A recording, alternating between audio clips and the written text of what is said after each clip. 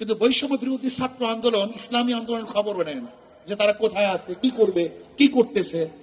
আজকে বাংলাদেশে এত পরিবর্তন হয়েছে, আমি প্রশ্ন করি ইসলামী আন্দোলনের সাথে কি পরামর্শ করা হয়েছে?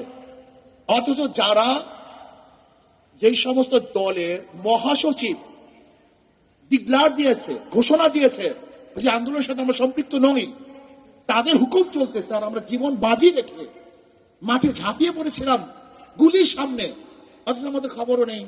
এখানেই তো বৈষম্য শুরু হয়েছে। বৈষম্য বিরোধী আন্দোলন তো বৈষম্য এখান থেকে শুরু হয়েছে। এই বৈষম্য বিরোধী আন্দোলন যদি এখান থেকে বৈষম্য শুরু হয়, মনে রাখতে হবে প্রথম ছিদ্র হয়, সেখান থেকে প্রলয় সৃষ্টি হয়। ইসলামী আন্দোলনকে যদি বৈষম্য বিরোধী আন্দোলন গুরুত্ব না দেয়, তাহলে ইসলামী আন্দোলনের প্রথম তাদের বিরুদ্ধে মুখ খুলতে বাধ্য হবে।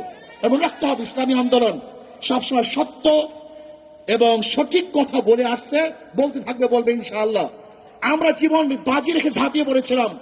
ইসলামী আন্দোলন বাংলাদেশ দলীয় ভাবে, এককভাবে বাংলাদেশের অন্য কোনো দল ব্যানার নিয়ে, এবং আমাদের পর্যায়ে কোনো লিডার এই বৈষম্য বিরোধী আন্দোলন অংশগ্রহণ করে নাই। ইসলামী আন্দোলন বাংলাদেশ আমাদের পর্যায়ে লিডার জীবনের বাজি রেখে বৈষম্য বিরোধী আন্দোলন সাকসেস করেছি। অথচ দেখা যায় ইসলামী আন্দোলন বাংলাদেশের খবরই নেয় না, এরা আসি কি তা জানাও যায় না।